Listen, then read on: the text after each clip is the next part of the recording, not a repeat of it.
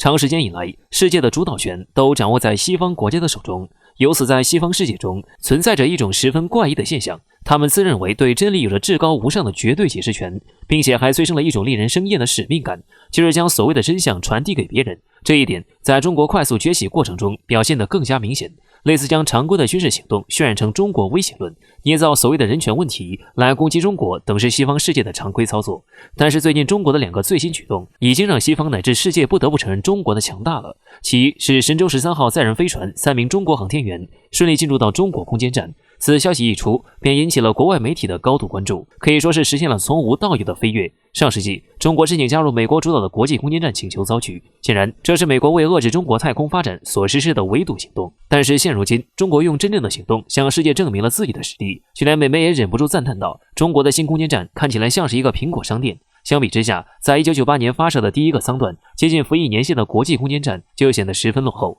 文章的最后，美媒也不得不承认，现在时代变了，国际空间站已经不再是太空轨道上最酷的地方了。而另一边世界的另一个巨头俄罗斯也发出了类似的感叹，称美国计划在所有领域绝对主导的时代已经结束。而令俄罗斯发出这一感叹的事件，同美国渲染中国发射高超音速导弹有关。实际上，这是一个乌龙事件。美国人眼中所谓的高超音速武器，不过是中国发射的一个航天器罢了。从这样的炒作中，我们看到更多的是美国的焦虑，他们担心自己在武器领域的主导地位不在。而这里需要说明的一个事实是，关于高超音速武器，最早是由美国提出并率先开始研制的，也就是说，中国实际上是处于防御的那方。但是现如今，中国用实际行动逆转了这一局面。而美国舰士将自己描述成军备竞赛的被动参与者，无疑是十分虚伪的。正如俄罗斯媒体所指出的那样，现如今美国在高超音速领域落后于中俄，名列第3，而其极力塑造单极世界以及计划在所有领域绝对主导的时代已经结束了。正所谓一个时代的结束，就意味着一个新时代的来临。属于中国的辉煌时代正在向世界招手，世界不得不开始承认中国的强大。最近俄罗斯和北约关系陷入冰河时代，俄罗斯近日强硬宣布暂停俄常驻北约代表团工作，暂停北约在莫斯科的军事联络处活动，还要求北约关闭信息办公室。这表明俄罗斯直接切断与北约间的直接军事接触。俄罗斯观点报将其形容为俄罗斯与北约断交。为何俄罗斯如此气愤？俄罗斯之所以反应如此大，还是因为北约做出来的。前不久，北约突然宣布驱逐8名俄罗斯常驻北约代表，声称他们是未申报身份的俄情报官员，所以俄罗斯展开了强硬反击。对此，俄罗斯生意人报援引俄国际事务理事会主任科尔图诺夫的话称，双方关系已经耗尽，俄罗斯决定与北约彻底断绝关系。俄与北约类似于聋人对话，俄方的任何提议都被压制。对于所有谈判的尝试，西方的反应都一样，归还克里米亚。实际上，以前俄罗斯对西方还是抱有幻想，认为靠谈判能够缓和关系。但是多次尝试失败以后，俄罗斯耗尽了耐心，这次彻底断军事联系，似乎是不再信任西方。在这种情况下，俄罗斯将全部眼光投向了中国。近日，俄罗斯近日报道称，在被问及中国试射高超音速导弹时，俄罗斯总统弗拉基米尔·普京的新闻秘书佩斯科夫表示，这不会引起俄罗斯担忧，这并不是一个威胁。我们与中国是同盟关系，中国正发展其武装力量和武器系统，并没有超出任何国际协议的框架。这个表态前所未有，这是俄罗斯官方首次用同盟措辞形容中俄关系，似乎在释放一些风向。近些年，美国主导西方，同时挑衅中俄，更让两国越走越近。在航天、能源、国防等领域，双方展现出高度互信。外界也多次猜测中俄可能会结盟。对于这个问题，我们早就给出了回答。近段时间，王毅外长曾表示，中俄关系处于历史最好水平，不是盟友，胜似盟友。事实上，这还多亏了美国，美国的极限施压让中俄靠得更近。这次北约和俄罗斯告吹，和美国也逃不了干系。美国防长奥斯汀正对格鲁吉亚、乌克兰和罗马尼亚展开访问，意图让他们加入北约，向黑海地区盟友传递美国支持他们对抗俄罗斯的信号。俄罗斯曾表态，乌克兰加入北约将是最坏结果，突破俄罗斯利益底线，所以这次俄罗斯才如此愤怒。美国正竭力离间欧洲和俄罗斯的关系，让欧洲国防安全继续依赖美国，跟随美国政策走，但很显然，这是一招臭棋。美国现在都自身难保，除了严重的疫情、通胀等问题以外，美国内院突然着火了。近日，美国众议院特别委员会一致决定支持指控特朗普前顾问班农藐视国会，建议逮捕他。分析称，美国中期选举党争开始了。面对特朗普跃跃欲试、卷土重来的架势，民主党先把曾帮助特朗普上位的大军师班农扳倒。拜登在为2024年的大选排除障碍，扫清道路。美国内部开撕，这还只是开始。这样就形成了两种光景：中俄展现高度战略互信，而美国和盟友间裂痕却越来越大，内部问题也越来越撕裂。更高度一致的中俄合作，接下来会让美国没好日子过。说起英国航母战斗群，其来到太平洋水域进行军事部署也有一段时间了。尽管在部署之初，英国方面就摆出自信姿态，大有光复日不落帝国雄心的架势，但是没过多久就消息传出，英国航母编队没法反导。这对于抱着挑衅心态的英国来说，无疑是个重大的打击。现如今，在英国航母已经部署了一段时间之后，这一问题又重新被拿到台面上进行讨论。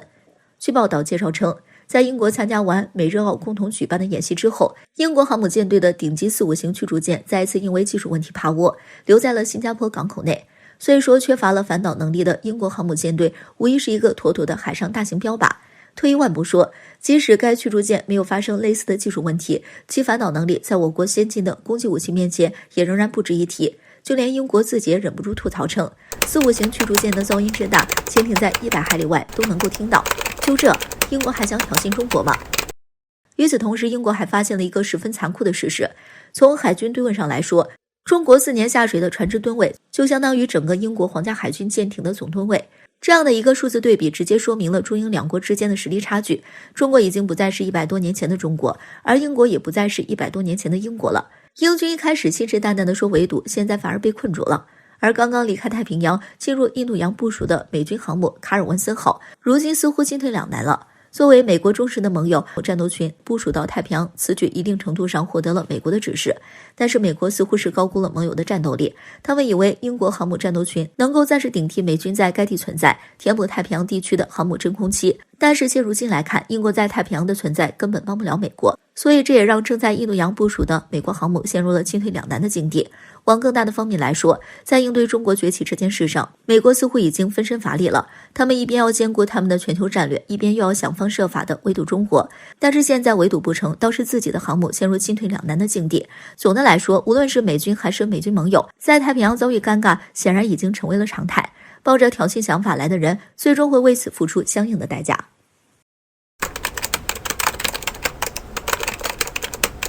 就在10月21号一大早，印度中心地区中央邦的曼喀巴村村民被一声巨响惊动，一个巨大的火球状物体撞在了村子的农田附近。不过，网上曼喀巴村村民拍摄的视频来看，飞行员倒是十分安稳，躺在农田一旁，还给自己折腾了一点农作物垫在地上。不少围观此事的吃瓜群众更是将之比喻成在思考人生。在视频开始传播之后，印度空军官方也算是及时到场，对外公布了整件事情的经过。在当天上午，确实有一架幻影2000战机在训练中突然失联坠毁，疑似是遇上技术故障，而飞行员在第一时间就按下弹射按钮。网上流传的视频中，飞行员在落地后进行了休息，身体并无大碍。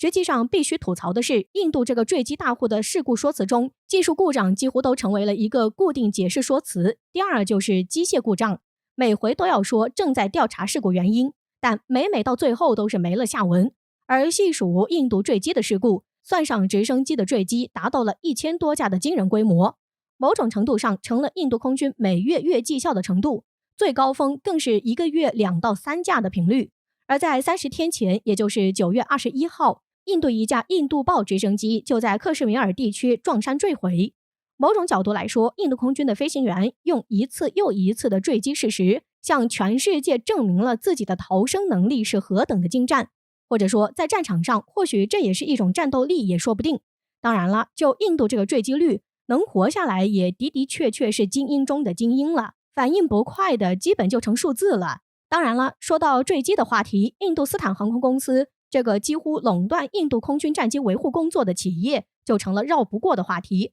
在印度空军中，一直流传一个十分有意思的段子：印度斯坦航空是印度空军最大的敌人，被他击落的战机远超被敌人击落的战机数量。而核心问题就在于，印度斯坦航空的维护人员无法完整的将战机拼回去。有印度网友调侃，每次维护之后，印度维护人员手里会多出一把不知道装在哪里的小零件，